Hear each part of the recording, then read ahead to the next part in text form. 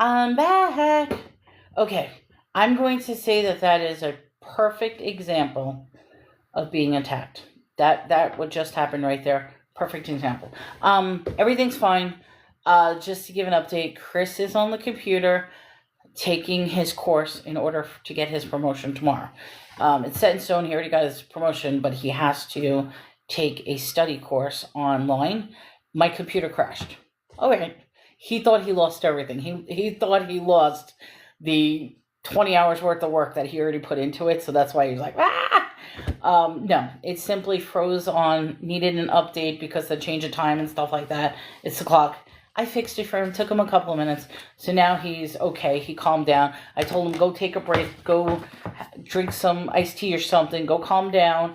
Let me fix it. Which I fixed it and it was fine. So first of all, I apologize for that. I know that was an abrupt leave. I hope nobody was offended because his language got a little, which I tried to I tried to point out. But that is an example of a perfect attack. So I'm going to once again pray, God, give me the strength. Give me the wisdom. Please do not let any attacks or anything. Please, I pray for Chris to get through that program, to get his promotion. You have gifted us with a change of life, and it's a good thing. So please, I pray, let everything go smoothly. All right, amen. All right, guys. All right, so let's go back to this. Now, from what I'm looking at, in fact, I'm going to do this. Okay. Oh, no, I didn't do that. Okay, I don't even know what I'm doing. All right, so let's go back to where we were. So there is this idea, and it's interesting. It stopped right here. Thou shalt not suffer to live with a witch.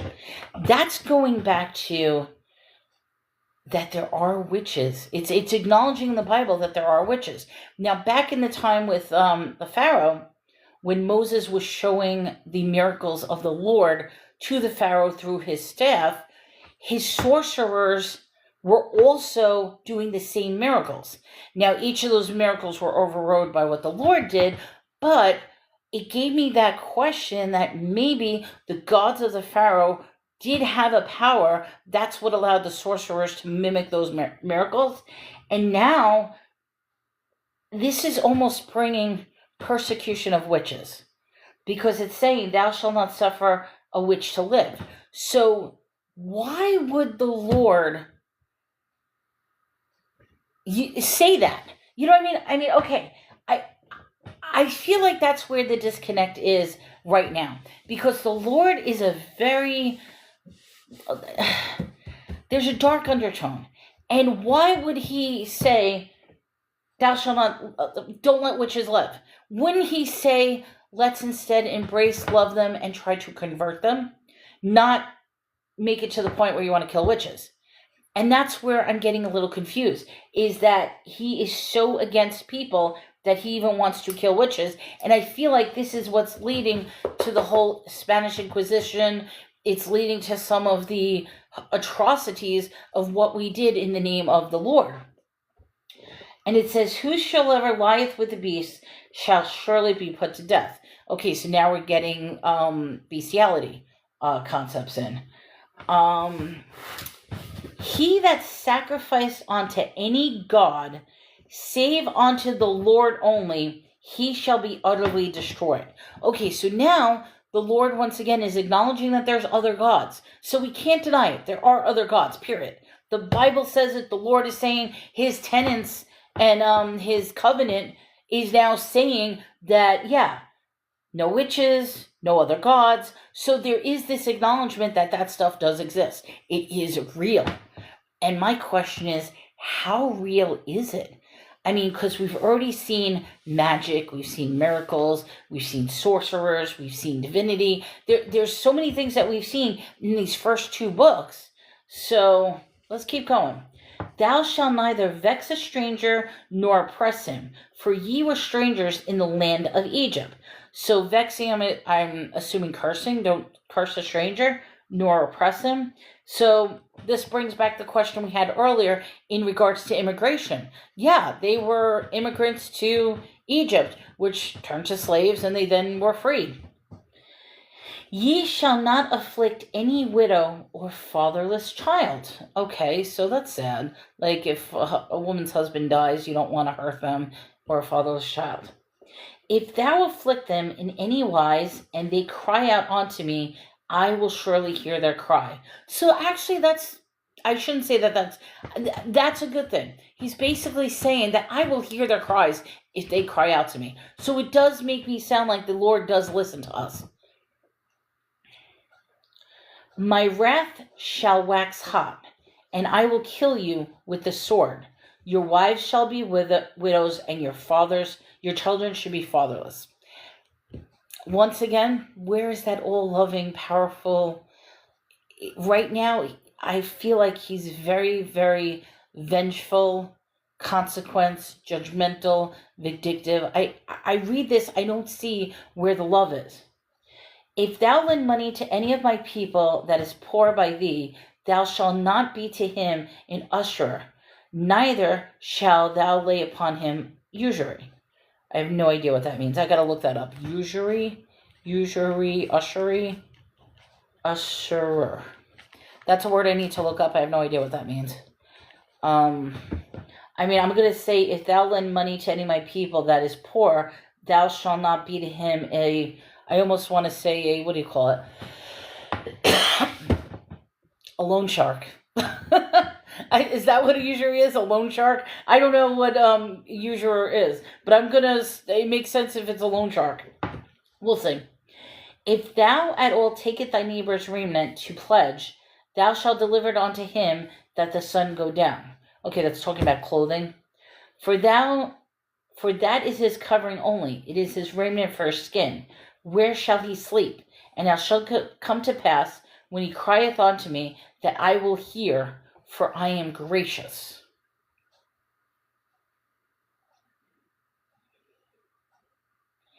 See? That confuses me. You know why that confuses me? What does graciousness have anything to do with the Lord hearing onto someone's cries? That's why I'm saying, I'm waiting for the Lord to learn his lesson. Sorry guys. I feel like the Lord needs to learn a lesson. And I feel like the lesson is when he comes down as Jesus. I really do.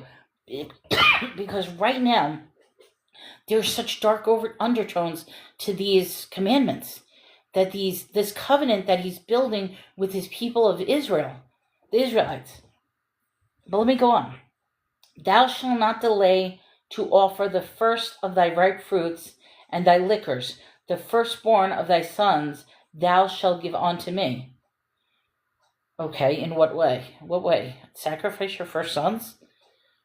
Thou shalt give the firstborn of thy son, shalt thou give unto me. Likewise shall will do with thine oxen and with thy sheep. 7 days it shall be with his dam. On the 8th day he shall give it to me.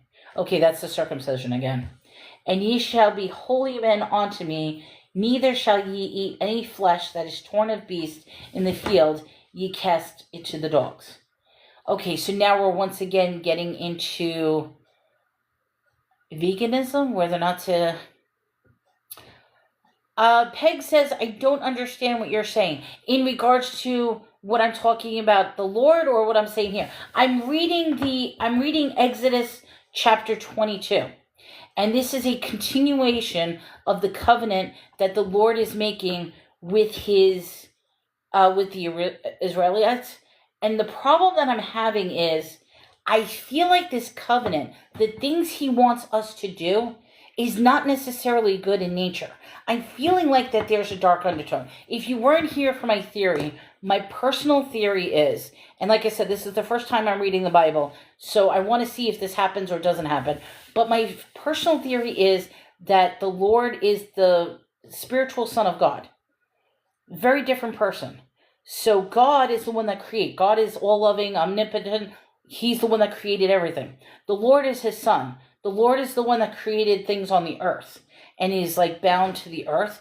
And I just feel like what the Lord wants of people and what his rules are and what he says is just a very dark undertone to it. I feel like in order for God to teach Lord a lesson, he manifests him as a human in the form of Jesus, and that's what brings the Holy Trinity together. Because right now I'm feeling such a strong disconnect between God and between the Lord. As of right now, the way God was depicted in the Bible, and everybody's saying, oh, it's the same thing. I don't feel like it's the same thing. Because the way they're describing the Lord, I don't want to worship a Lord who acts like this. Seriously, what he's saying word for word, and it bothers me. I mean, he's even saying kill the witches. Why would you kill witches? Why wouldn't you try to convert them instead, or try to heal them, or try to... He's flat out saying, thou shalt not suffer a witch to live. I would say try to get them aligned with your beliefs, not just outright murder them. So that's why I'm finding these judgments that God is casting on people, the Lord is casting on people, to be very dark in nature. And I'm waiting for that light bulb moment, because I think through Jesus, that's when he learned.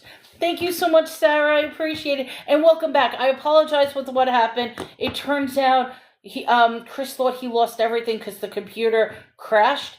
And when he went in, it said that nothing was done.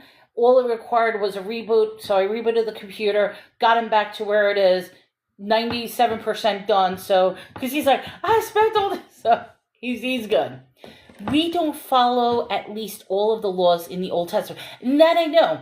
As it was told to me, the New Testament is going to bring a new covenant, which makes sense, because I almost wanted to say, because even the part of circumcision and stuff, I was saying, this is some dark stuff. In order to follow the Lord, this is the stuff you need to do. To me, like I said, I wouldn't want to worship a Lord if this was the stuff he wanted me to do. Because some of the things in here is just, I don't agree with. But it does make sense that if the New Testament, a new covenant was created, a new path in order to get to God and the Lord, then that makes perfect sense. Just remember, this is brand new to me. I'm going in chronological order. So although I know what's going to happen, I don't know literally word for word. And I'm trying to uncover it as I go along.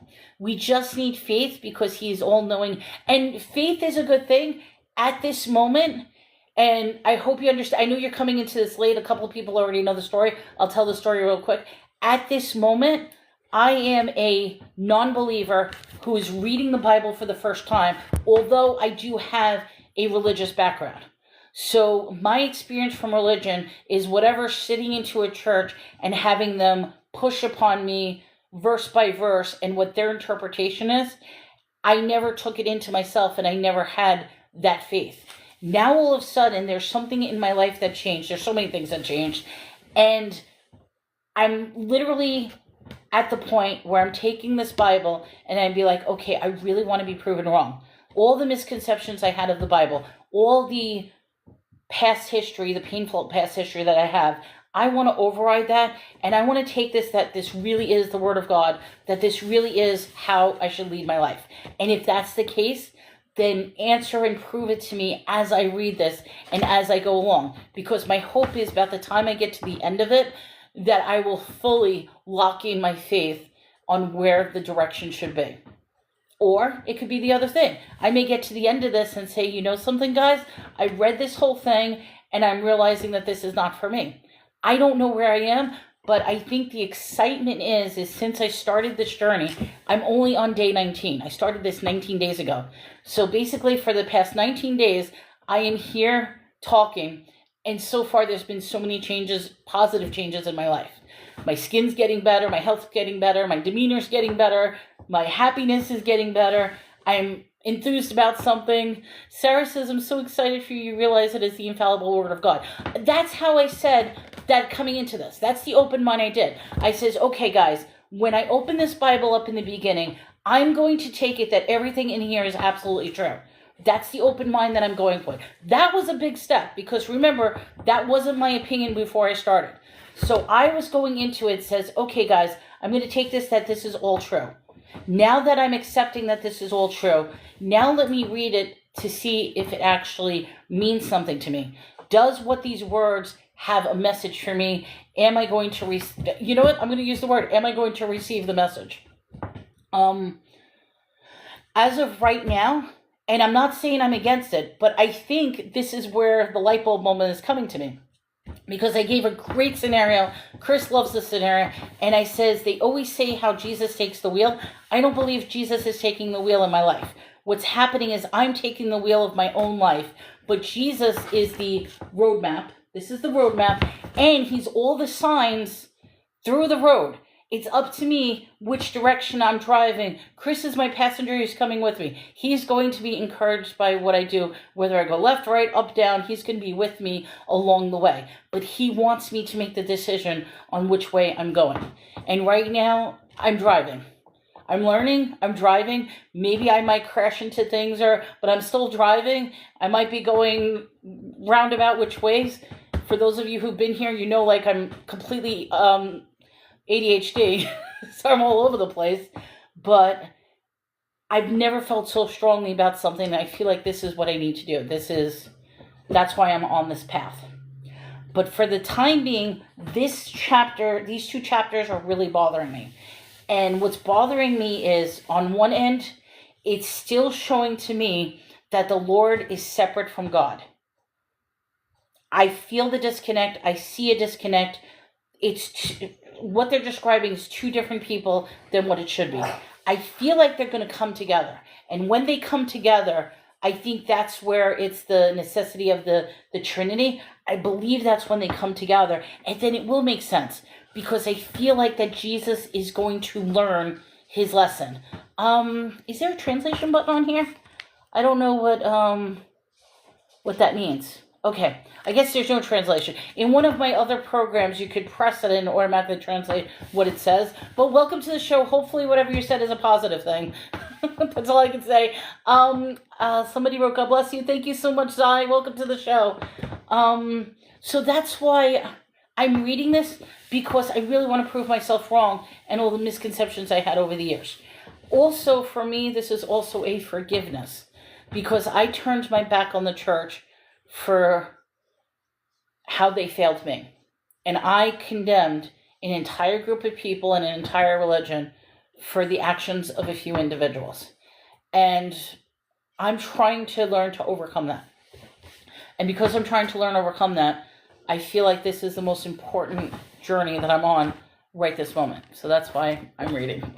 So I know I'm going to get a lot of people, a lot of haters in the group. I know I'm going to get a lot of trolls. I'm going to get people that will bring politics, that'll bring sexual orientations. We already had the sexual orientation discussion, which makes no sense. We've already brought the MAGA people. It doesn't matter. I mean, sometimes politics may come up. I find this chapter a little interesting because I almost feel like him describing some of these judgments are worldly views as opposed to divine godly rules. And that's why I said this chapter is bothering me a little, because it literally is nickel and diming judgments against stealing, and some of these judgments, like, don't let, like, burn witches, like, it doesn't say burn witches at the stakes, but it's literally saying do not let witches live. So why would you kill witches? The only thing I would say is try to convert them, try to love them, try to get them to say your name. Don't just burn them simply because they're a witch. So I just feel like some of those actions are not necessarily that of what a holy, omnipotent, peaceful, loving being would be. And that's where I'm thinking, I'm foreshadowing, there's going to be a complete change where he does turn into an all-loving God. And right now, the Lord is not described as that. So let me go on, and like I said, I apologize for that interruption. I don't know if you guys heard language or not. He got really mad. He's calm now. He did apologize to me. Sometimes he has an explosive, which I totally understand, because he really thought that 20 hours of work, because he's been working on this since Friday night, so he really thought that all his work that he did for the past 2 days was thrown out the window. It wasn't. The computer simply just needed to be rebooted. It needed a little break. I got him back to exactly where it is. He's 97% done. So I'm like, look, you only have 30% more done and you're finished. So he's excited about this, because once he finishes this, they sign off the paper and he's like, he's promoted. So he's thrilled about it, and I'm so proud. I'm so proud of him. He doesn't realize how proud of him. I did say to him, however, the next time you interrupt me, you're going to do it so nicely. You're not going to curse me out. You're not going to. But that's one of the examples of attacks. I really felt like that was a spiritual attack. I might have been onto something that immediately an interruption like that happens. So I could be wrong. I could be not, but. Lee says King James dictated what to put in the Bible from the original. Okay, thank you, Lee. We spoke about the Ethiopian Bible. I said that multiple times that I would love to read the Ethiopian Bible. For those of you that don't know, that is a longer version of the Bible. There are books added to the not added, but books that were originally in that the 1611 Commission of King James pulled out of the Ethiopian Bible. So if you really want the oldest Bible, get a copy of the Ethiopian and you'll read a lot more stories that the church deemed to take out. Okay? Good for you to stand up for yourself. I will tell you this, Sarah. If you knew my past, I would have never stood up for myself at all. And I'm slowly learning to do that. And that's one thing that, honestly, that Chris is teaching me as well. He's teaching me to have my voice. He's teaching me to speak my mind. He's teaching me that I don't have to give in to everything and anything that anyone says. So that is a very hard lesson, extremely hard lesson.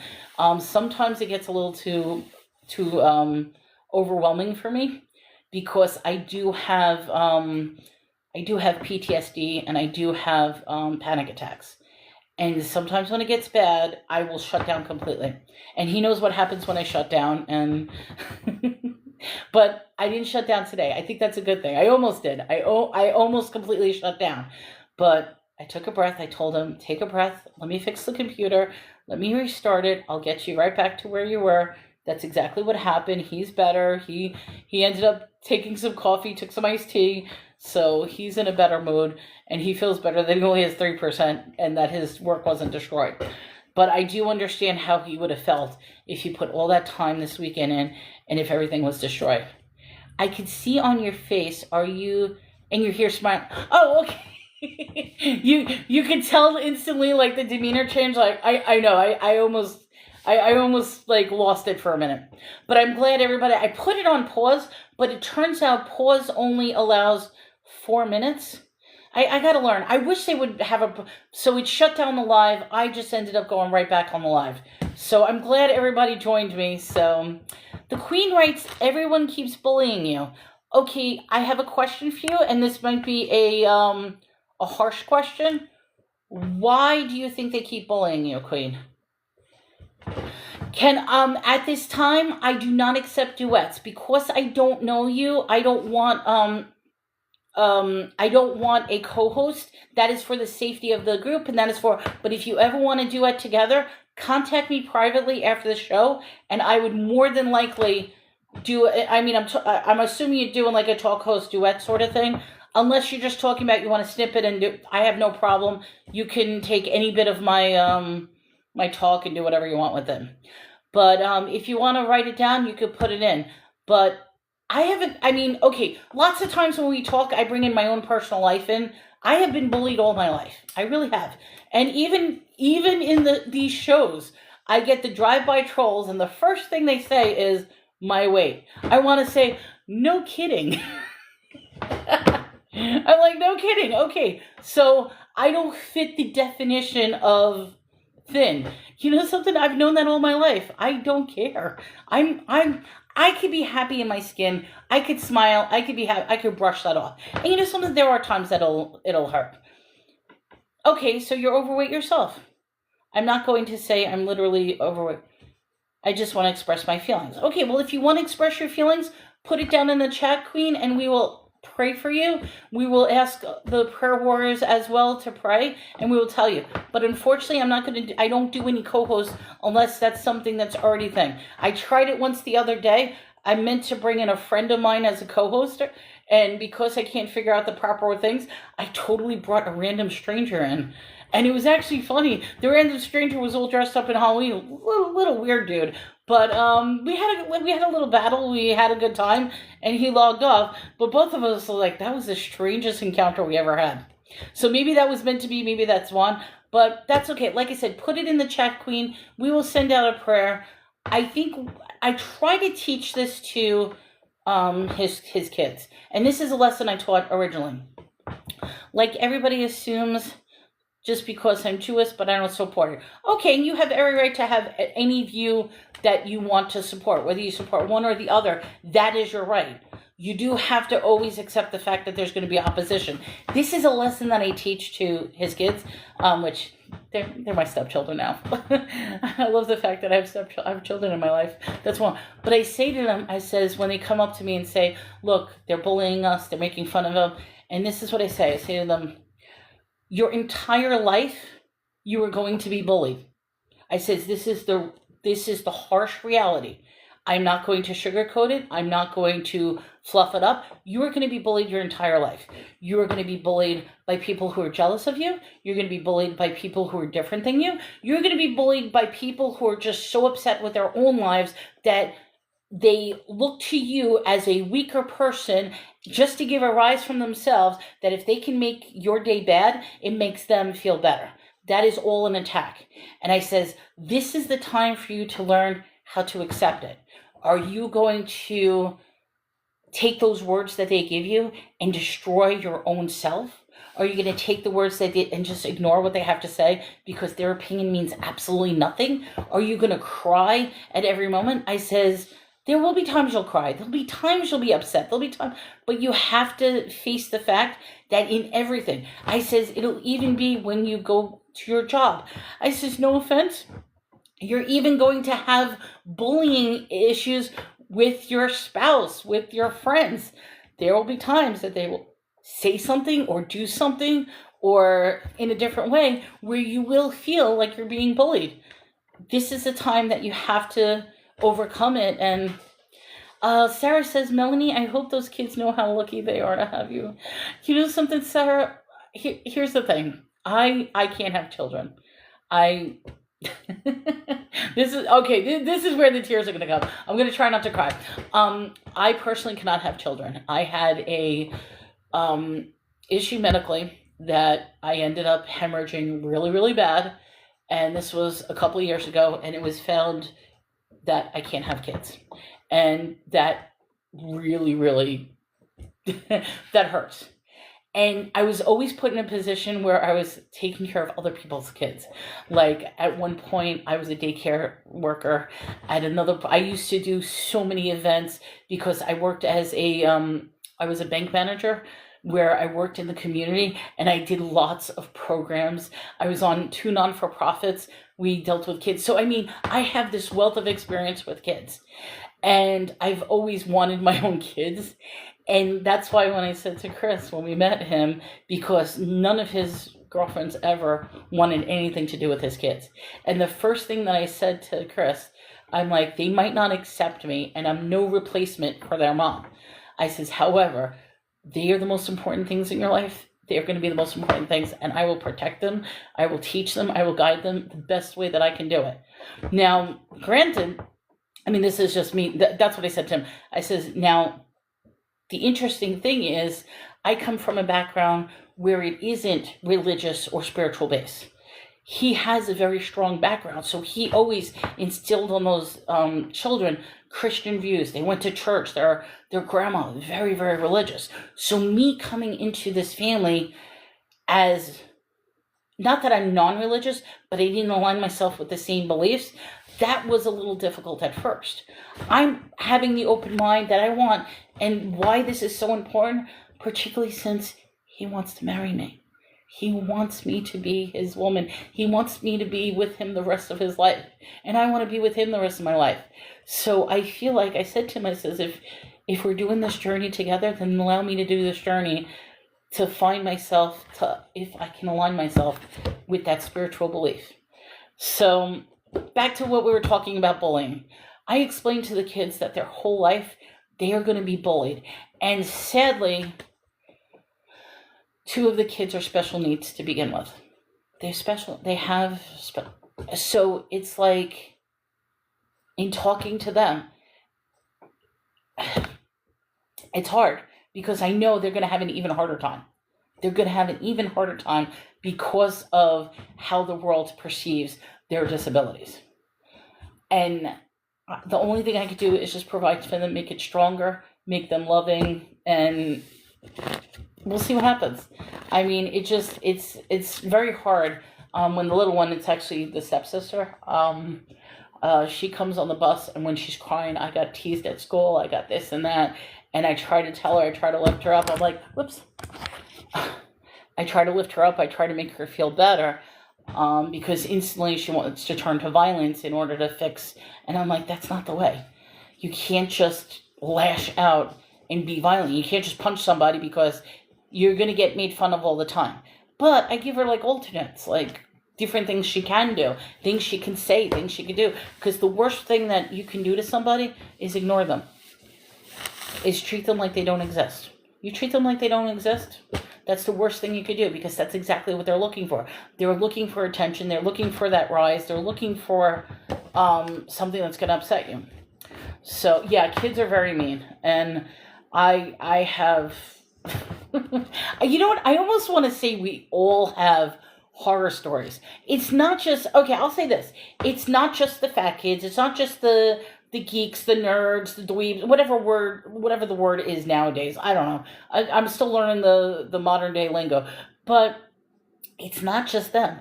Even the jocks get made fun of. Even the cheerleaders. I mean, it didn't matter how popular. Even popular kids, they get made fun of it too. So it's all across the board, is that everybody, in order to make themselves feel better, will easily point to somebody else that you're different, and because you're different and you're not like me, I have the right to make you feel like garbage. And notice how I say that, because that goes in line with religion as well. And that's how I always felt with religion.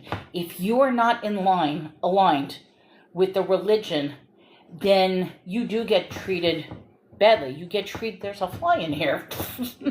You do get treated badly, and you are ostracized. Sorry, I can't say that word. You are ostracized. And that's another thing that I have a problem when it comes to organized religion. I say organized because there are some places that are all loving, that it doesn't matter what your age, your race, your color, your sexual creed, your pronouns. That stuff doesn't matter. And I almost feel like the people who rely so much on that, they're the ones that are the problem. I mean, I would much rather go to a church where they will accept the homeless man straight off the street and welcome him in. Will I ever see that happen? No. Because we already had this conversation before. If a homeless man shows at my door, would I actually open up the door, let him in? No, I wouldn't. So I guess that's like a moral compass within. It's also a matter, I mean, okay, for me, I'll say this, I'm going to use gender for a minute. It's also a matter of safety. I have put myself in some of the weirdest situations that I'm even amazed that it went the way it went. And the reason I say this is because I strongly believe that there are key moments in my life that there was divine intervention. I mean, I was in a chat room the other day. We were talking about a couple of things, and basically we were talking about how moments in lives when something happens that you know from the outside should have never gone that way, but something caused it. And I could tell you a key moment. This is a key moment. Is me at 4 a.m. No, I'm sorry, it was 3 a.m. in the morning. 3 a.m. in the morning, being flagged down by a guy in the middle of the road. Now, most women, on a completely deserted area, nobody anywhere. So now, that's a question. If just some random guy, you're a woman, you're by yourself, it's 3 a.m. in the morning, you're driving in the middle of nowhere, and you just see some guy, hey, would you stop? Or would you just drive on? My mind is saying, drive the hell on and keep on going. No, something told me to stop.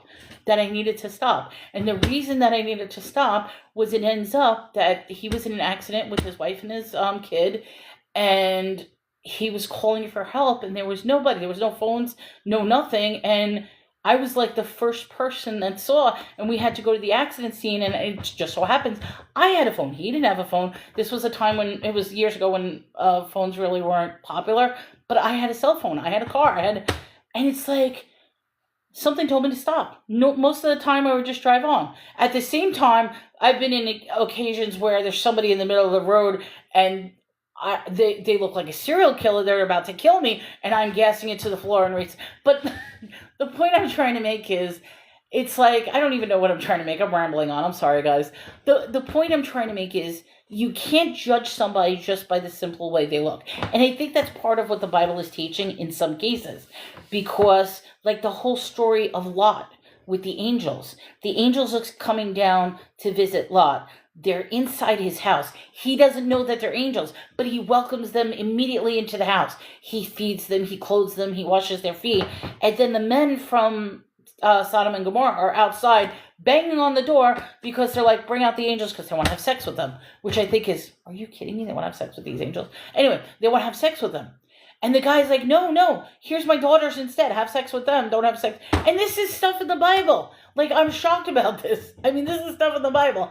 But the point is, it's teaching, don't judge a book by its cover, because you don't know who is going to be there, what's going to happen. So it's an interesting thing. I'm sorry. I know I'm rambling. Hello, everybody. I see a lot of people coming in. I also see a lot of stars, so thank you so much. I love the hearts. I don't even know if I made my point or not. If I made my point, that's fine. I think I just rambled so much and went in so many different directions. How about we go back to the Bible? I love it, my rambling rabbit trails. I get this image of a little bunny hop. Yeah, I've always been that way. I have to learn sometimes to slow down.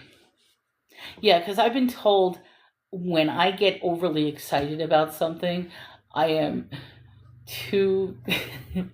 I'm all over the place. This is probably like a fun train wreck that people are watching, like, who this girl is. And I guess, something, the fact that I'm still smiling and I'm still happy, I think that's the joy I have. There'll probably be a time when I'm coming up here and it won't be all happiness, it'll be tears. I almost cried earlier when I was talking about having kids. I think that's where it stemmed from. We were talking about having kids. But yeah, I can't have kids. However, the fact that I can have kids through his kids and through the stepchildren, and it's a little complex, because at one point we were dealing with 8. We had stepkids, we had his kids, we had his cousin's kids, and a little crazy. Now it's just the 2 of us. And I've only been with them for 1 year. So let me just say 2025 has been a very, very interesting year. This has been, I will say this, and I'll say it, and I say it to him over and over again. If I did not meet Chris, I would have been in a grave at this point. I would have. I know I would have. And that's why I think this roadmap for me is so important, because I know for a fact, if I did not meet Chris, I would be in a grave right now. I know it. So he saved my life. Now, I can flip over and say that it wasn't him that saved my life. It was the intervention from God that saved my life. Because even how we found each other, I really believe was divine intervention. No question about it. And I mean, that opened up my eyes to so many things, because I really believe, yeah, God sent them to me. Sarah, I agree. I absolutely agree. 2025 was a crazy year. In fact, I want to say the last couple of years for me have been crazy. I don't want to blame COVID. I really don't. I hate blaming COVID. But I'm going to go back to 2019. From 2019 up until last year I meet him was probably one of the worst years I've ever had in my life. Why is my battery not... Hold on. Oh, sorry, guys. I just got to fix my battery, because my plug is not plugged in. Is that plugged in? Why is it not charging? Uh-oh. Is this not plugged in? That's plugged in. Why am I not charging? Okay. Oh, now it's charging. Okay, sorry guys. I have to, that's what I'm going to get. You know what I'm going to get tomorrow? I am going to get myself a new stand. I had a really nice stand that you could put your phone and you could like twist it each way and you could bend it. You could put it in different stuff. Obviously it broke, it fell down and there was a piece to it that cracked. So it just flopped over. So now you are literally leaning against a Folgers coffee. You're leaning against the Folgers coffee thing.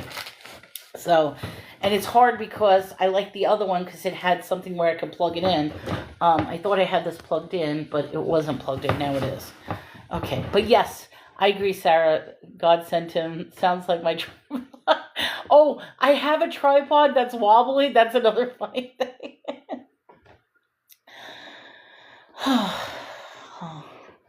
I got to catch my breath. This is funny though. All right, so I really believe that God, it was divine intervention.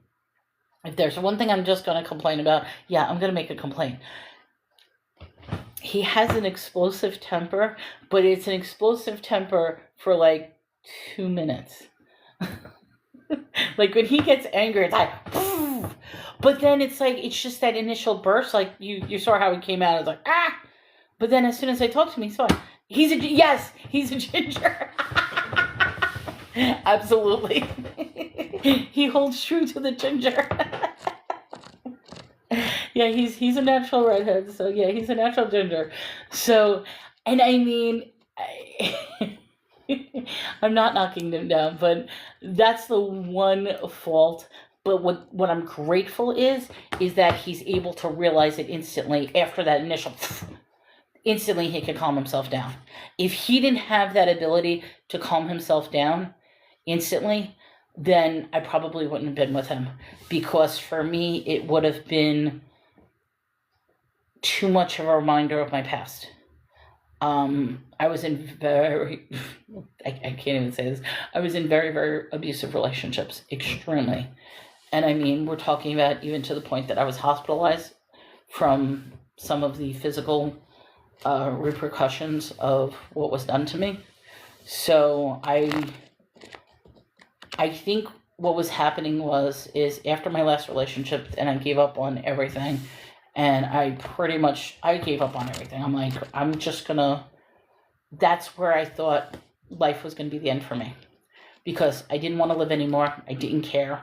I was caution to the wind. And then I meet Chris. Divine intervention. Absolutely divine intervention. You know something, Sarah? I thank you for being sorry, but I don't want people to feel sorry for me. If anything, I want it to be a lesson if there's anybody in the same situation. And I try to show that to his daughter and stuff like that, because I get worried. Because I try to say to his daughter, I'm like, you know something? It's usually the worst men, the abusers, who are the first to shower you with love and gifts and kind words. And it's hard to explain. Like when I look back of each and every one of my relationships, I was instantly enamored by them. And yes, I could say the same thing. I was instantly enamored by Chris, but it was different because I tease. Love bombing. Yes. Okay. That's the word. Love bombing. Exactly. I tease because with Chris and I almost feel like when we first met, this is bad because I talk about this. When we first met, it was literally like I never moved out. Within 2 weeks, he asked me to move in. Within 2 weeks. Now, at first, I laughed at him because I have a house. I have a house of my own. It's not like I needed to be here, but I realized I was here every day. I kept coming over. And he's like, why don't you just move in with me? And I'm like, what?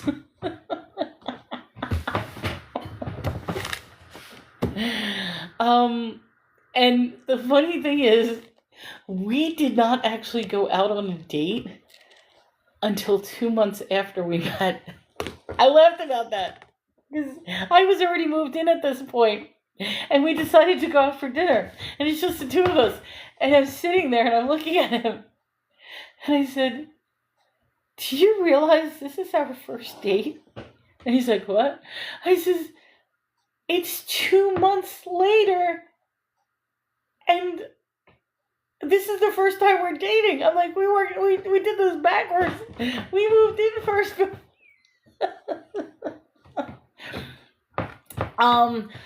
What I'm gonna say is, Sarah, I met him online. I met him online through a personal, through Facebook personal ads. Oops, sorry. I met him through Facebook personal ads, and that was just it was one of those things. He answered my ad, I answered his ad, and it was comical at first, and then that's how we met. It was just comical at first. I'm gonna leave the story like that, but yes, we did meet through Facebook ads, personal section. So yeah, they have Facebook dating. I think it's called Facebook dating, where they match you up with local people, and basically it's one of those things you either swipe left or swipe right. And he contacted me first. I didn't contact him. He contacted me.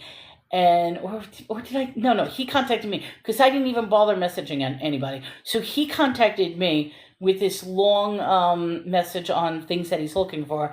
And it was aligned with a lot of things that I was looking for. So I contacted him back. And then the next thing we know, we're meeting each other. So, yes, they do have, it's similar to, I guess Tinder.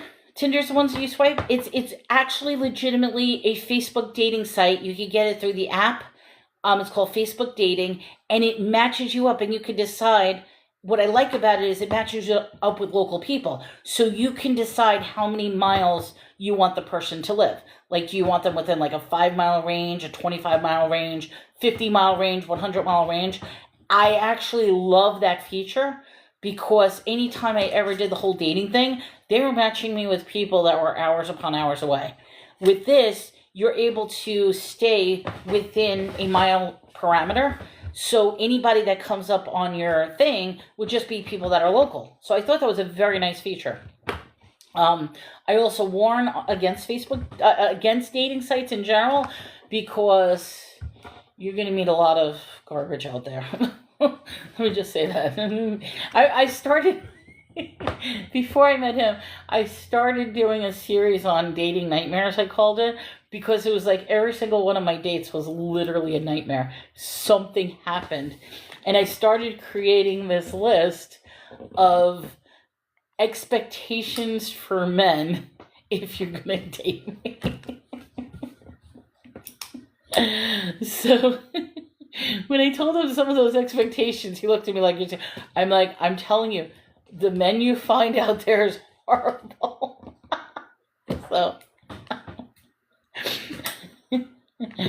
oh my God, I'm sorry. But, okay, yeah, that was a short little lived was Facebook dating, but they do have, a dating section, and that's exactly where I met him. So, see how happy he makes me? He makes me smile. I just wish he doesn't have that explosion. But, something, he's calmed down. He's finishing his thing. I could hear him in the background, so he's good. Yeah, that's how we met. All right, so we just ended chapter 22. Is that the one? Something, we just started today on 22. I'll read another chapter. So, yeah. We only went through one chapter today. Nah, I think I'm going to do another one because there's more rules here. And I think I want to get onto, because chapter 23 is going to be more judgments. And let's see if there's still a dark undertone. I mean, like I said, I don't want to say the Lord is a bad thing, but some of these rules that he has, these judgments, for me are it's not somebody I would want to worship. Okay? Like, if somebody gave me a list of these things at this time, I would say, I don't want to follow this path. But let's go on. Oh, something, Sarah, sometimes distractions are the best thing. It's not distracting away, because in each and everything, I'm tying it back to this.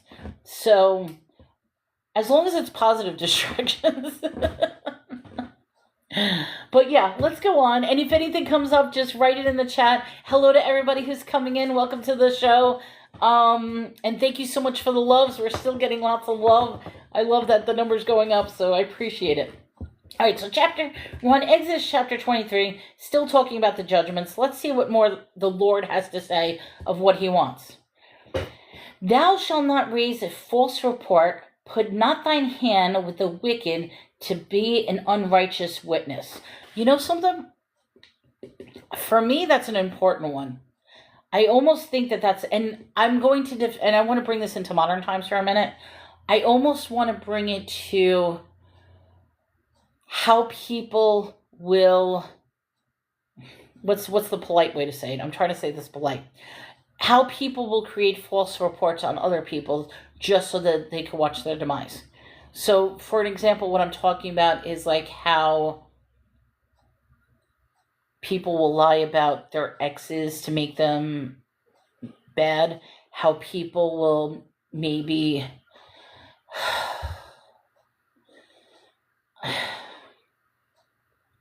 see, I'm thinking of a specific story, but I can't even talk about that specific story in my life. But there was a time, I'm just going to say this. There was a time that somebody brought a false report upon me. The people in my life knew it was a false report. They knew it. However, because of the allegations of that false report, I had to step down from some of my positions. And I don't know if, and I already talked about it, that I was on non-for-profit, this and that. I worked with kids and stuff like that. And it got into a situation where a false report was made against me. Did anything happen? No, absolutely nothing happened because the allegations were false. But because there were allegations to begin with, that basically destroyed my life at that point. And I take something like that very, very seriously when people accuse somebody of something. Absolutely, sadly, many times these people are delusional and telling what they think is true. It says they reap what they sow. Absolutely. And I mean, I almost want to feel like even here on social media, you can destroy a person's life if you say the wrong thing on social media. And it's like, even I have to be careful. Chris has to be careful. I mean, sometimes I talk unfiltered and I just blabber off my views. And I mean, even some of my views can be very offensive. The worst part is when it's taken out of context. I mean, how many times have people just come in here and I'm saying something that might be inappropriate, but if they heard the whole context, all they're hearing is the one thing. Even if you say the right thing, people will still mistake it wrong. And social media is cruel that way, where they will cherry pick or splice what you're saying without the context, and then it totally destroys whatever you meant to say. So that to me is an important one. Thou shalt not raise a false report. Thou shalt follow a multitude to do, Thou shalt not follow a multitude to do evil, neither shalt thou speak in the cause to decline after many to wrest judgment. Thou shalt not follow a multitude to do evil. Okay, so is this under the lines, don't follow the masses? So the mob mentality sort of thing. Yeah, absolutely. Many times people are delusional. They reap what they sow, even if they say the right thing. I saw a video earlier today when I was scrolling through TikTok, and it actually really bothered me. Gang mentality, yeah, that's what I'm getting at. It's gang mentality. The video was this, and I'm just going to describe it, and I hope not to get in trouble for this. She is a conservative reporter. She basically goes to protests that are being done, and all she'll simply do is interview them. She does it in a peaceful way. She does it respectfully. And each and every time she goes to one of these events, immediately there's opposition against her. Now, I don't care which side of the fence you're on. I really don't. I'm just looking at the gang mentality. Well, what happened was she went to Ohio State University to interview the students and stuff like that. Well, it turned into a mob mentality where they literally crowded her in. They started throwing things at the truck. She had to get escorted by her security detail. The police were there. Police did absolutely nothing. Absolutely nothing. I mean, they could have arrested people that threw stuff, because throwing stuff is assault or battery. I get confused between assault and battery, so please excuse me for that. But it's like the police could have did something. They did absolutely nothing. People are throwing things. People are blocking her way. So when you have this gang mob mentality, I have to, okay, so this is a good thing. I almost feel like 23 now is redeeming the Lord rather than condemning the Lord, because these are good things he's saying. Don't get into that gang mob mentality, particularly when it's directed to do evil things. I almost feel like these first two things are contradicting what he just said in chapter 22. Because in chapter 22, he's basically saying, if there's a witch, go out and go kill the witch. But now he's saying, well, don't get into the mob mentality if they're doing evil. So I almost like right now that there's a switch right now. So let's see what 23 brings, because maybe this is the brighter side to his judgment. I could be wrong, but let's go on. Neither shall thou countenance a poor man in his cause. Okay, now I don't know what countenance is, but I'm going to assume, I'm going to write that word down because that's another word I don't know. Countenance. Okay, the reason, what I'm thinking is like, don't judge a poor man simply because he's poor. Don't make fun of poor people simply because they're poor. There is, I'm going to pause for a second. I don't know where it is in the Bible. And I do want to find where it is, not now, but I want to find when I finally get to it. There's that saying, there by the grace go I. I hope I didn't miss it, but from my understanding, that was involving, the way that I was taught, there by the grace go I, is that, like, if you're looking at a poor person, be grateful for yourself that you're not in their position. That's how I was taught it. But at the same time, I feel a very dark undertone to that. It's like, they're poor, they're down there. I'm grateful that I'm not them. And I almost want to say, but they're people too. They're, you know what I mean? And even me delineating them versus me, that's even shows a bias on my part. Because whether homeless or not, they're still people. And there's many multitude of reasons as to why someone is poor or why someone is homeless. It's not just necessarily the drugs, alcohol, or mental decline. It could be something, I mean, I'll be honest. There was a case that I was briefly homeless. I say briefly because there's always been an intervention in some way that was unbelievable. I mean, I was living in New York. We had Hurricane Sandy. My dwelling was destroyed. I was living in an apartment at the time. My dwelling was destroyed. And it just so happened that a friend of mine was going away and needed a dog sitter. So she says, why don't you just stay in my house? I'm going to be gone for 2 weeks. Stay in my house, take care of my dog, so I don't have to put it in a kennel and you have the house to yourself for 2 weeks.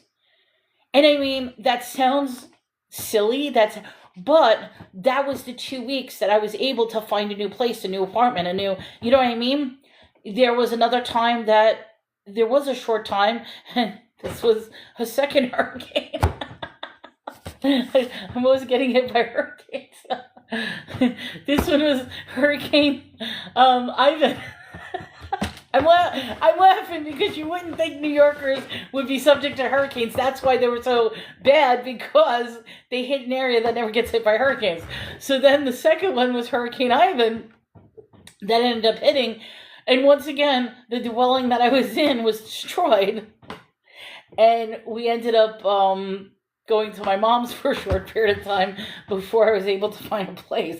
But I mean, it's like, I had a roof over, but I still think to myself that during those cases, I could have been out on the street. I could have been, technically, I mean, okay, this was a gift from God. All right, this I'm going to say, I'm going to tell this story. When I moved here to Texas, I was in a very bad relationship. And back in 2020, he, not 2020, I'm sorry, 2023. 2022. 2022, 2023, he dumped me. Okay, he said, "You're gone. I'm dumping you. That's it. Our relationship is over." I had nowhere to go. I had no money, nowhere to go. He took everything. He took everything from me. So I'm crying my eyes out. I call my mom up, and this is literally the truth. I call my mom up, and I'm like, "Ma, he dumped me. He kicked me out on the street. I have nowhere to go. I don't know what to do. I guess I have to come back home. I have to abandon." And I'm crying my eyes out. And my mom's on the phone, and this is literally what she says to me. She says, "Melanie, dry your eyes." I'm like, "Why?" She's like, "Just dry your eyes. Listen to me." And I says, "What?" Well, it turns out, since I was in Texas, my mom was always looking for a house. She was always looking for a house so that she can have here's the idea. The house was supposed to be a gift for me and my ex, for us to get married and adopt a family or something like that. That was the whole idea of the house. That's what she wanted for us. Well, I knew she was looking, but she was doing it for years because she was looking for the right house in the right place she was. Well, when I called her up crying because he dumped me and got rid of me and this and that, she says, "We're closing next week." And I looked at her, I'm like, "Oh, wait, hold on. I got a detection that if I'm a real person." Yes, I'm a real person. Here, there we go. Okay. She says, "We're closing next week." I says, "What do you mean we're closing?" She says, "I wasn't going to tell you, but I bought a house." And I'm like, "What?" She says, "I bought a house. We have a house." Now, she already has a house in New York, but she bought a secondary, like I said, it was supposed to be for me and him and a family. And so she bought this house. It was a miracle. I was able to move in, but I moved in by myself. So I was in a 4-bedroom house alone. And that was hard to start all over and stuff like that. So yeah, I mean, the past couple of years have been a rough couple of years. And that's why, like, finding Chris was just absolutely wonderful. But to me, that was divine intervention. Like, I know, I'm giving so many stories today. I'm sorry. You're getting, like, my whole life story in one show. Sorry about that, guys. But the point is, like, she saved me because what would have probably happened was I would have went back to New York. And I know for a fact I would not have been happy. Not that I wouldn't have been happy with her. She's my mom. I absolutely love her. I adore her. She's my mom. I wouldn't have been happy going back to New York. So I stayed here. I stayed in Texas, keeping up with her house. And then I find Chris, and Chris wants me to move with them. So you're probably wondering, well, what happened to the house? Oh my God, I'm wondering if I should even tell the story or what happened to the house. We still have the house. But now, his house is with his daughter and his ex-wife. We were at the house. Oh, that's funny. No, that is funny. But it paved the way for when they had difficulty with their place. They moved. It paved the way that now our house is being occupied. I now live with Chris, and it's just this wonderful. I almost want to say everything fell in place exactly the way it needed to fall in place. And I know that probably makes no sense, but I almost feel like it's been a perfect puzzle piece as to what's been going on. So yeah, so so his daughter is in my house. And Chris and I live with each other. So I think that's wonderful. Okay, anyway, let's get back to this, because now I'm starting to see a change. I didn't like chapter 21, 22. 23 so far is on a positive perspective, but we are talking about homeless people. So basically, I'm thinking the word continence means, like, don't look down upon the poor. That's what I think. I could be wrong. I got to look at the word continence, what that means.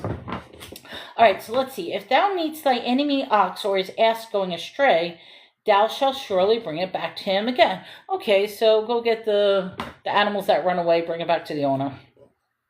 If thou seest an ass of him that be lying under his burden, and wouldst forbear to help him, thou shalt surely help him. So I guess if a animal is having trouble, maybe dehydrated, maybe it's too heavy, help the animal. I mean, I guess so, I don't know. Thou shalt not rest the judgment of thy poor in his cause.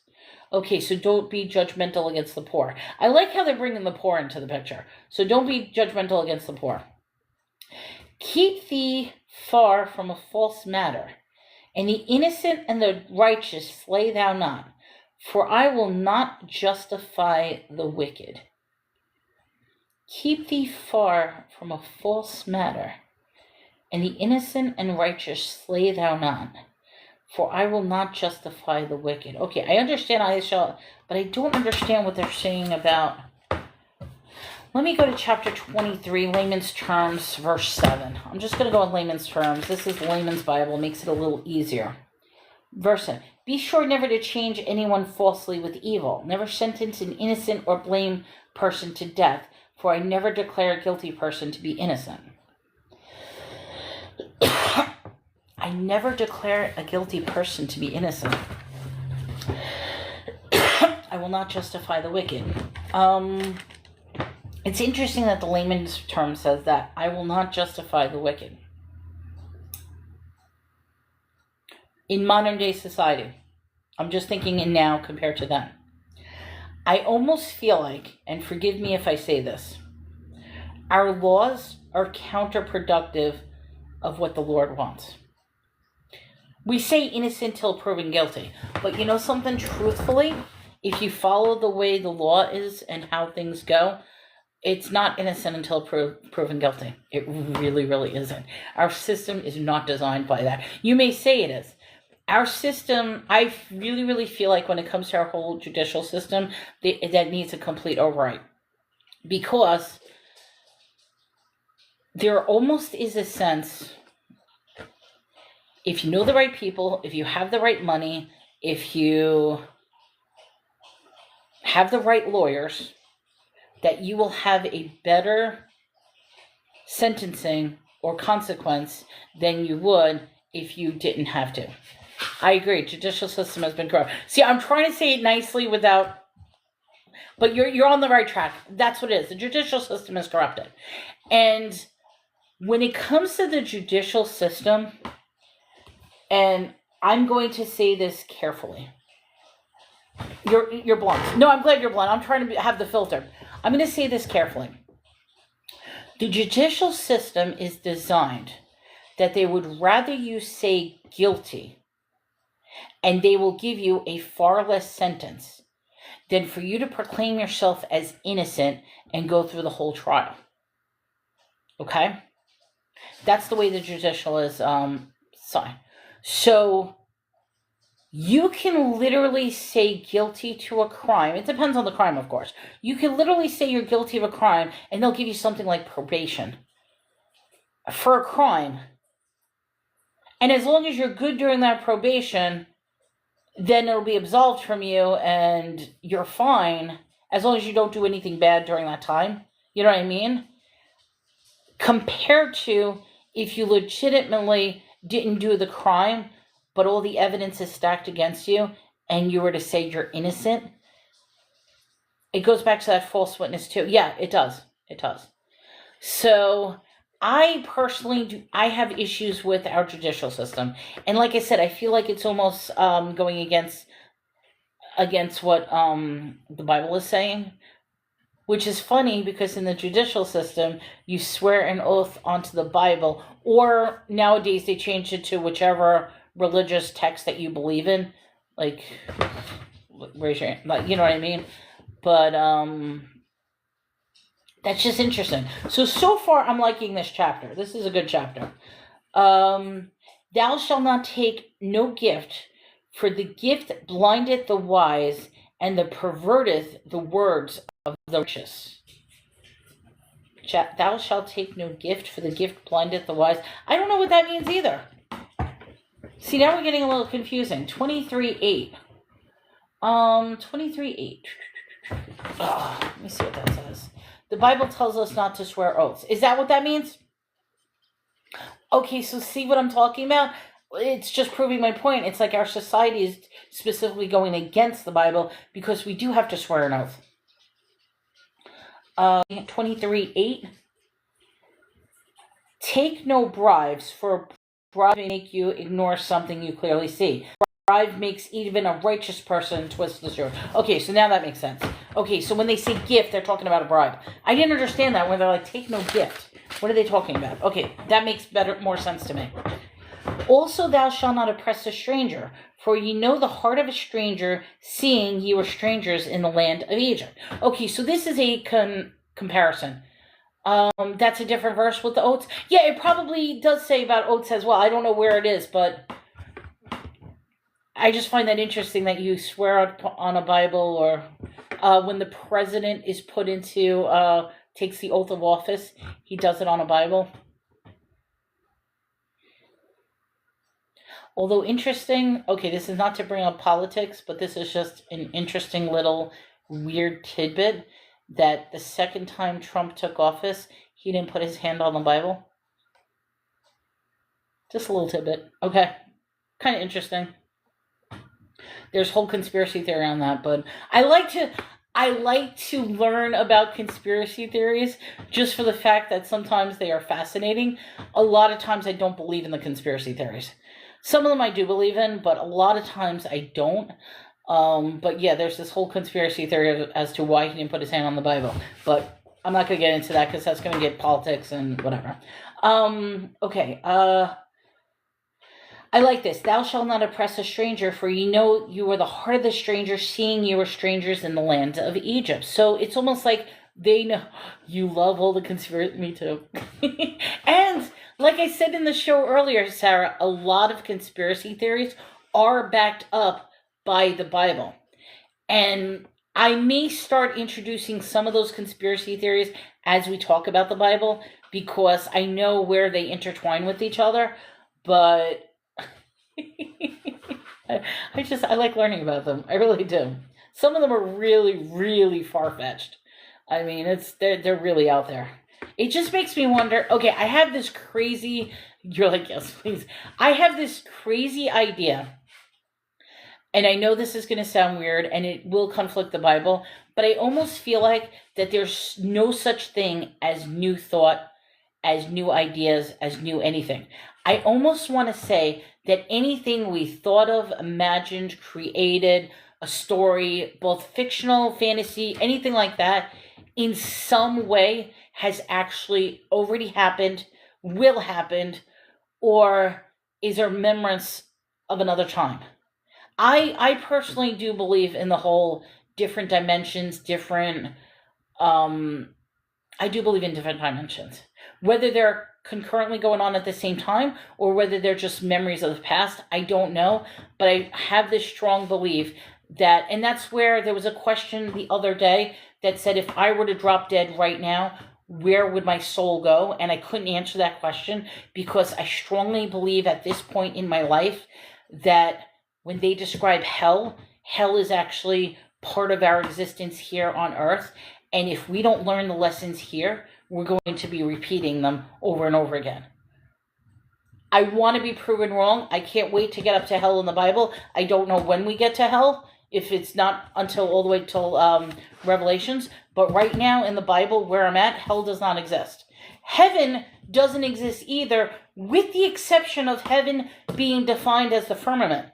We haven't gotten a definition of what everlasting life happens to your soul. There's, at this point, I don't know if it actually comes into it. There's a verse that says there's nothing new under the sun. I'll keep an eye on that. Hopefully I didn't already come to do it. Pause 1 second, guys. Hi. I'm 100% done. You are 100% finished now. Do you feel so much better? Yes. You went through all that. You completed it. Guess what you get to tell your boss tomorrow? You'd be like, look, I did it. Now let me sign the paper. I want my promotion. You want your promotion. You sign that paper. It's like, see, they're going to say, yay, Chris.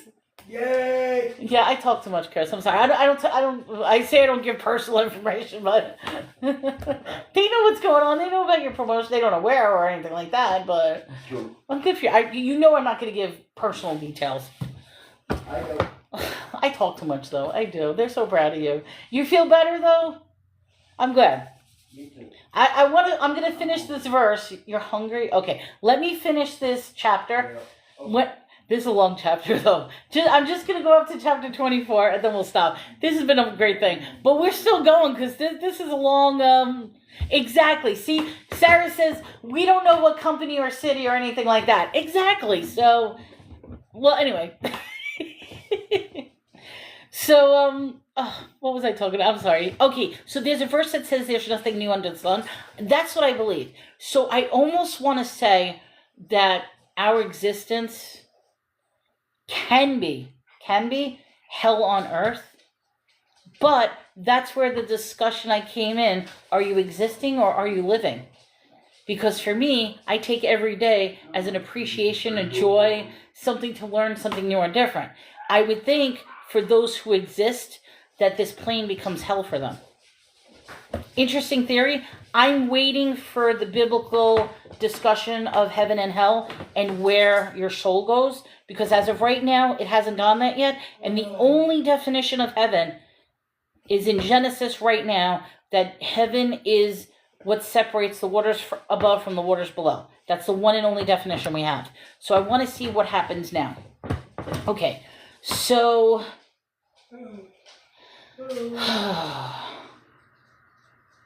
Okay, so when it says we're up to 23:8, thou shalt take no gift, for the gift of blinded the wise and perverted the words. That means bribing. I didn't know what they meant by gifts, so they're talking about don't let people take bribes. Thou shalt not oppress a stranger, for ye know in the heart of a stranger, seeing ye were strangers in the land of Egypt. Okay, yeah, I started this and I got into a tangent. This goes back to what the troll earlier was talking about, the U.S. immigration crisis. They already know what it's like to be an immigrant. They already know what it's like to be in a city where they may not be welcomed. I'm sorry, I'm getting distracted by what's out the window. Chris, I'm being distracted by what's out the window. I'm sorry. It's this old man in a wheelchair. Okay, I just no, it's okay. You don't have to go out. He's being put in the. No, I didn't see the car. That's my neighbor. Man. I know that's your neighbor. He's gonna be like 100 years old. I know, but you don't understand. I didn't see his ride. All I saw was this old man in a wheelchair just like looking like he's about to drop dead in the middle of the road. That's what I saw. I'm like, where did he come from? How did he get there? I'm sorry. I'm sorry, guys. I'm by an open window, and I saw no context because I'm looking out the window across the street, and there's just this old guy hunched over in a wheelchair in the middle of the road. I didn't realize that his family's trying to load him up in the truck. No, he's gonna leave him out in the driveway. But I don't know what's the driveway. You just got out and be out there and know what's going on. I'm like, where did he come from? I'm sorry. Sarah's like, she wants to be friends with. Oh, I'm the life of a party, Sarah. If you don't realize, I'm like, but you see how I easily get distracted with things, and I go through all these tangents. That's why Chris says he loves me for my craziness. It's just a matter of what type of craziness I am. All right, so let's get back to this. It says, 6 years thou shalt sow thy land, and gather fruits thereof.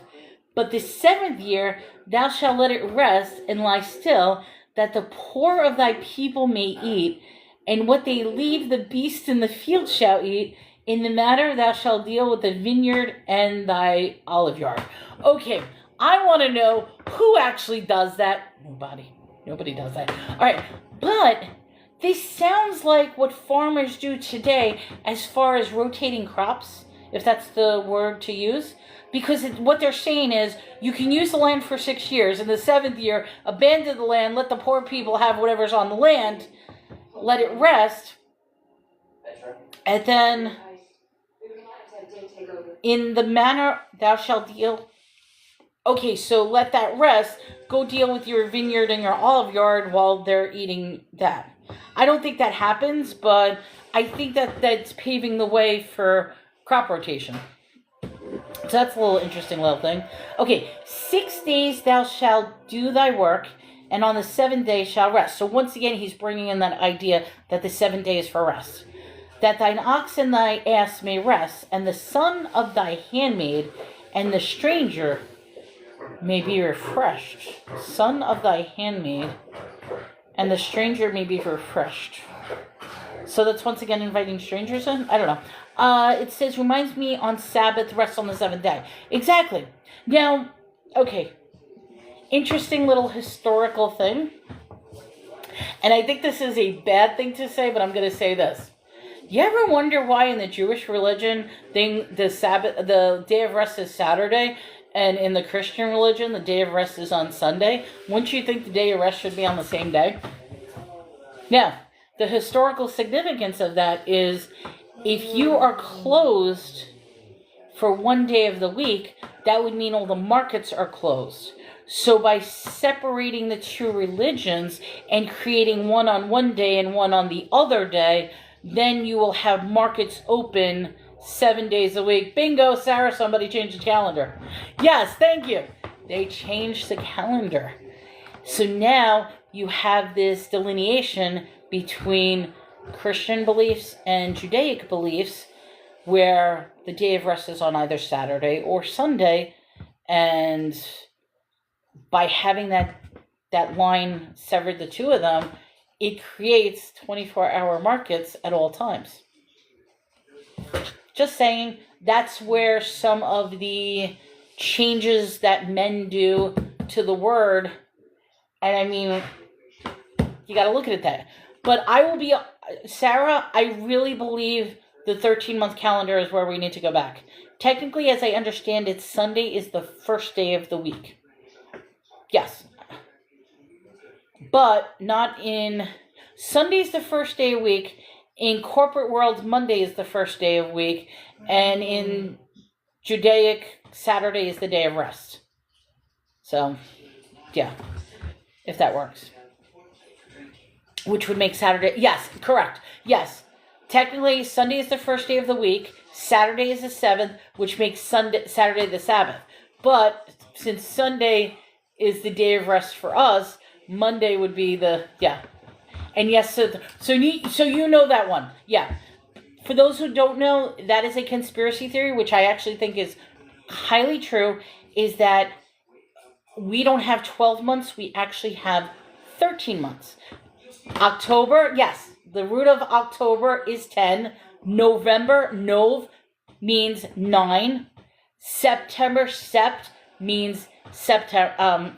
November means 11. October's 10. October's 10. Wait. Oct is 8. That's what I meant to say. I'm sorry. Oct does not mean 10. Oct means 8. September. Yes, October should be 8. November should be 9. December, dec, should be 10. That's why we're backwards. And if each of the months had 28 days, there would be 13 months of 28 days with 1 day as the leap year. And interesting enough, this is just something, if you really, and I mean, I'm not going to fight this. This is just a conspiracy theory, but how it ties into the Bible is that somewhere in the Bible, I don't know where, but it talks about how you are going to forget Jesus. Like, you're going to forget his birthday, his significant. You're going to forget who Jesus' birthday is. They're tying it into April 1st, leap year. April 1st, which is the new year. And that April should be the first month of the year because it's spring, it's new growth. It should be the new year with April 1st being April Fool's Day. And that's where the joke is that they're saying that April 1st, which is known as April Fool's Day, should have been Jesus's birthday, his birth. But because we were all fooled, it becomes April Fool's Day. that is a conspiracy theory. I don't know. It has a lot of, but it does have some biblical accuracies to it if you follow the 13-month calendar, along with April Fool's being the new year of the first of the new year. Just something to think about. Okay. Like I said, I'll tie in some conspiracy theories as we go along. Okay, we are on... okay. All things I said unto you, that you be circumspect, that make no mention of my name of other gods, neither let it be heard out of my mouth. So once again, what's the matter? Circumcised. It's not the word is circumspect. Different word. We're talking about circumspect. I thought you were still talking about that. No, we're not. We were talking about circumcision before. This is circumspect. I just, fucking... I know. I love these discussions. I used to do podcast shows on conspiracy theories and paranormal supernatural. I walked away from that because I felt like I was going down the wrong path in doing that. But I still have some of the conspiracy theories. So it started getting dark that my shows I felt were a little too evil in nature. So, okay, anyway. So it says, make no mention of other gods. Once again, we're referring to other gods. So there is this acknowledgement that there are other gods. So if we're taking this as to be true and correct, and even the Lord is wishing that you don't worship or see thy name of other gods, it is meaning that there are other gods. I personally would love to hear the stories of what's going on in the background, because I really believe that's the reason why God created the earth, and it was good, he kept saying, because it's new and different from whatever was going on in his world around him. Something was obviously happening because God already existed. And when he's saying, let there be light, he's creating this world with the firmament, separating the waters above from the waters below, and he's saying this is good. So to me, that's telling me something else was going bad around him. So that's... You okay over there? Will you step on the cheese? No, the cheese is still in there. There's still cheese. Or maybe it should be in there. There's cheese in there. There's butter, there's cheese. I'm blind. Yes, there's cheese in there. Okay, see? How come men can never get things done? Do I have to do everything? I love it, Chris. You can... Just let me finish. You couldn't wait for me to do like... Nope, I'm hungry. You're hungry. All right. Well, you know something? When I'm done with this, I'm going to join you because I'm getting hungry too. We're going to leftovers anyway. So. It's going to be... But see, at least there are leftovers. That's the blessed thing. All right. Yeah, you know what happened yesterday? I did a recipe that I saw on TikTok. And when I told him what the recipe, he said, oh yeah, I love that. I'm like, seriously? I made goulash. I made a form of goulash, never made it before. And I followed the recipe on TikTok on how to make it because we had all the ingredients. And I didn't realize I only needed to make a small amount. The goulash came out to this big amount. So we have enough to feed like an army. So I said to him yesterday, I says, do you mind leftovers tomorrow? He's like, yeah, we'll have leftovers. He loves this stuff, so. So I made goulash. I never made it before. So, anyway, okay. We were about the gods. Thou shalt keep a feast of unleavened bread. Thou shalt eat unleavened bread 7 days, as I commanded thee, and at the time of appointed in the month of Abib, for thou camest from Egypt, and none shall appear before. Okay, now that was the same covenant he did earlier. So he's just listing the same thing he already told the people he wanted to do, and that's the whole idea where matzah comes from, and the unleavened bread. And the feast of the harvest, the first fruits of thy labors, which thou hast sown in the field, the feast of the ingathering, which is at the end of the year, when thou hast gathered thy labors out of the field. Once again, we're establishing a timeline. And if you really were scholarly and start putting these months, these years, these seasons, these days, this is the third time he's switching the timeline. And I say that very carefully because that's why in the beginning you had people living 900 years. And then there was a specific verse that he says he's going to reduce the time to 130 years because he's no longer going to walk among men. So I think by him with the presence There, not that he was no longer, but he was going to reduce the amount of time walking among men. So that reduced the time to 130. Now we're getting a beginning of the year. He's starting to add holidays. He added Passover. He's adding different holidays now. So we're really getting an idea of these holidays for the Lord, these feasts.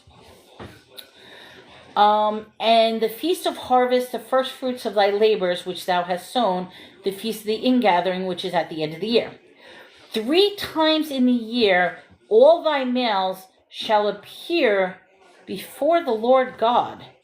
Let me just write that down. 3 times a year, males before God. I'm wondering why.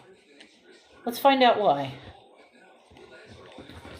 Thou shalt not offer the blood of my sacrifice with leavened bread. See, it doesn't explain why. It's not explaining why they need to come 3. So what does it mean to come to the Lord 3 times a year?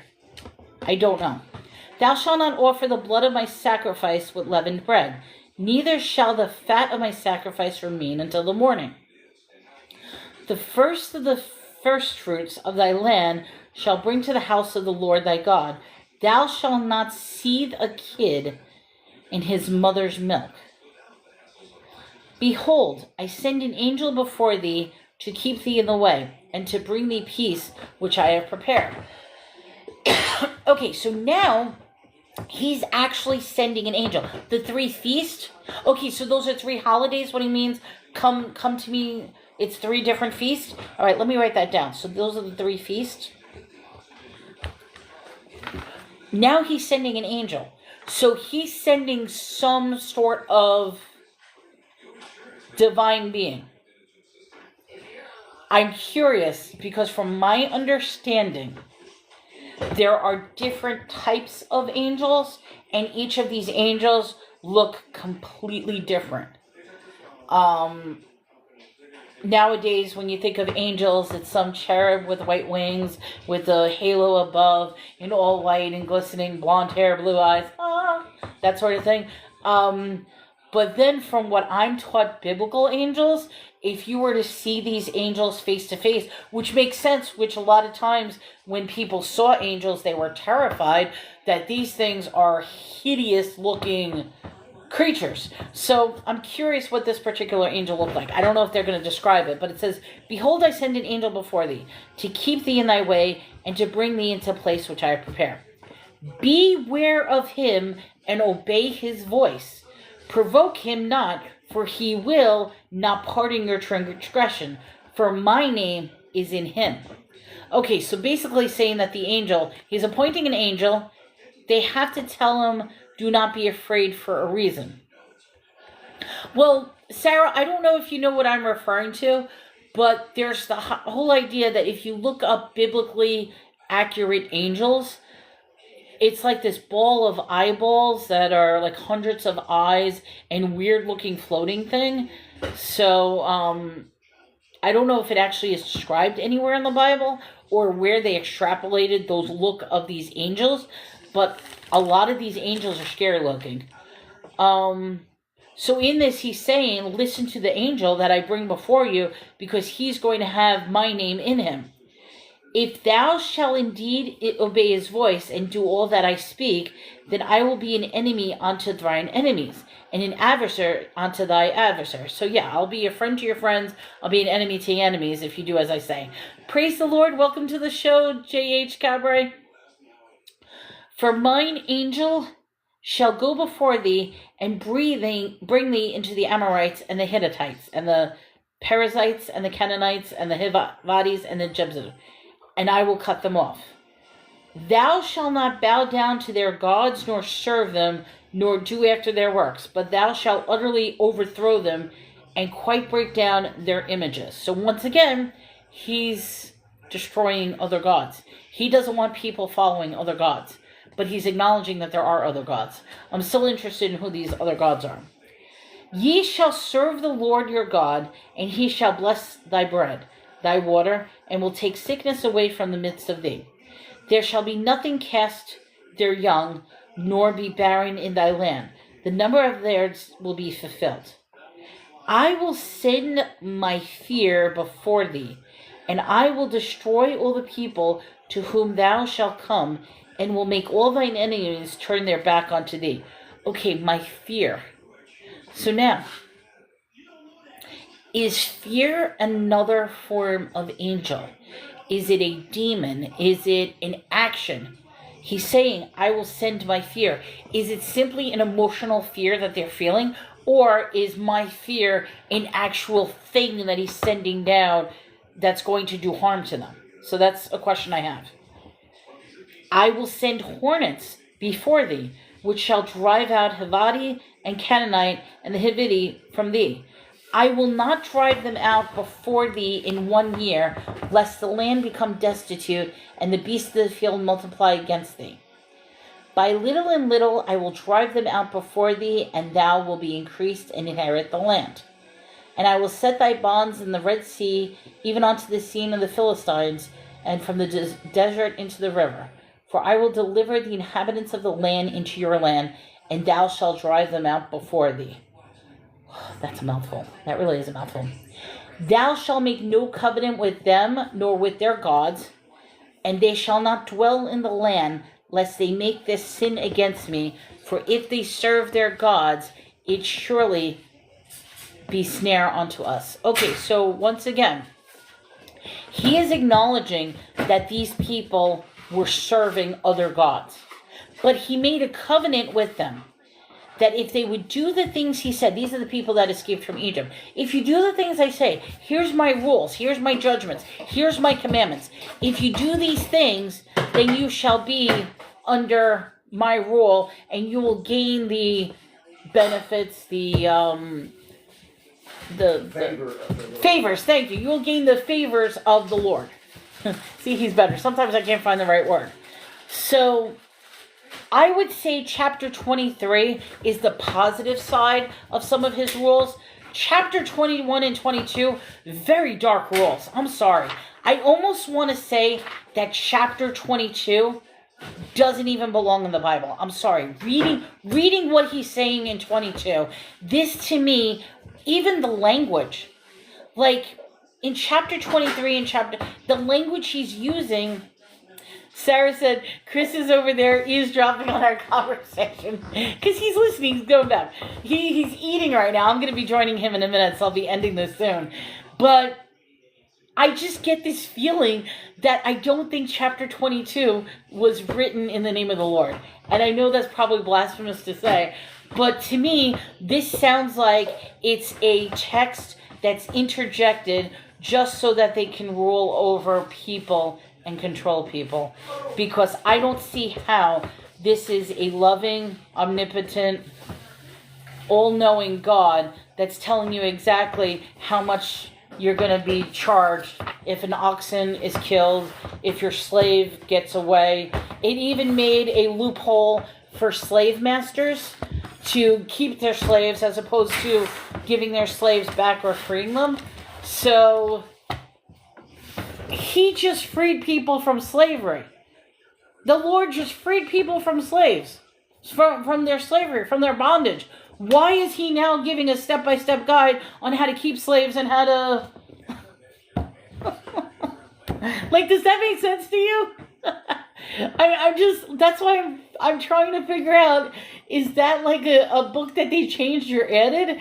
Because that doesn't make sense to me. You are freeing your people out of bondage just to teach them the proper way to put people in bondage. Okay, I wonder if there's some historical context that might explain why. I'm going to say conspiracy theory is that 1611 Bible, King James, how they interpreted and the books that they put in versus the books they took out has a significant meaning. King James is the #1 Bible here in America. Not the case overseas, but King James is the #1 Bible here. Maybe it was a bondservant as opposed to slave. I don't know, but even a bondservant, they're still slave. You could say indentured servants. Same thing. I mean, indentured servants were just as much as slaves but I don't know. You're on the right track though. It's an interesting discussion. Like I said, it makes me wonder, You just freed your people. Why are you giving them instructions on how to bind people up again? They do gain something out of it, but the question was, did they actually gain something out of it? I mean, it was the ideal, the wishful thinking, but is that what actually happened with a lot of the indentured servants? That's just something to think about. I will work for you if you allow me to live here. Yeah. And I mean, one of the things in regards to the slaves, where if the master matched up with you, matched a wife up with you, and you had children, you could then go to the judges and allow yourself to be permanently belonging to them, so you could keep your wife and children. To me, that's a little, I don't know. No, I actually appreciate that you're playing devil's advocate. If you notice, a lot of times my train of thought is exactly the way. So, Sarah, it's very appreciative. The only thing is, I've literally been on for, I don't know how many hours. I've been on for a long time today. Because I was also on this morning making breakfast. So we had breakfast. It's now lunchtime. So I think it's time. Yeah, we were on at like 6 o'clock in the morning having breakfast for some strange reason. We were hungry. But we've been up since like 2 a.m. The time change really, it does a number on me. So I know I'm going to feel it. But what I'm going to do, guys, Sarah, thank you so much. And everybody else who thanks, please send the love. If you aren't already following me, hit follow. I will follow back. And I want to thank everybody for such a wonderful day. Tomorrow, we will start the next chapter of Exodus. And until then, smile, have a great day, and I'll see you guys later. You too, have an awesome day.